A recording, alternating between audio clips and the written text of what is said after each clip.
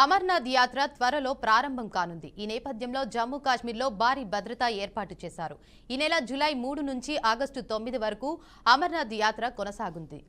581 కేంద్ర సాయుధ పోలీసు బలగాలతో జామర్లు, డ్రోన్లతో భద్రతను కట్టుదిట్టం చేశారు. ఏప్రిల్ 22న పెహల్గాం దాడిలో 26 మంది పర్యాటకులు మృతి చెందిన నేపథ్యంలో ఈసారి యాత్రపై పూర్తి స్థాయి భద్రతా చర్యలు తీసుకుంటున్నారు. యాత్ర మార్గాల్లో రోడ్డు ఓపెనింగ్ పార్టీలు, quick action teams, bomb disposal squads, K9 dogs యూనిట్లను, డ్రోన్లు సైతం పనిచేయనున్నాయి.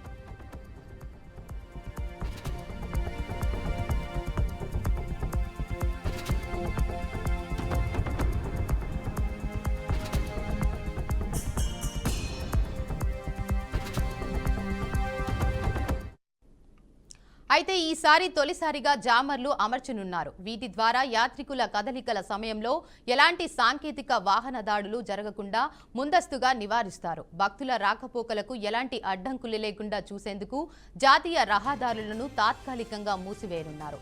భద్రత, శాంతి భద్రతల సమన్వయంతో యాత్ర నిర్వహణకు ఉన్నత స్థాయి సమీక్ష సమావేశాలు, కార్యక్రమం తప్పకుండా జరగనున్నాయి. Amarnath shrine board, Jammu Kashmir divisional administration, పోలీసులు, ఇతర సెక్యూరిటీ ఏజెన్సీలు కలిసి భద్రత, లాజిస్టిక్స్, యాత్ర నిర్వహణపై సమీక్షలు నిర్వహిస్తున్నాయి.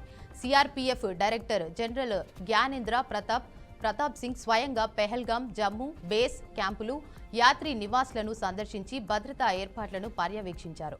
భక్తులకు భద్రతతో పాటు అనుకూల వాతావరణం కల్పించేందుకు పూర్తి స్థాయిలో చర్యలు తీసుకుంటామని తెలిపారు.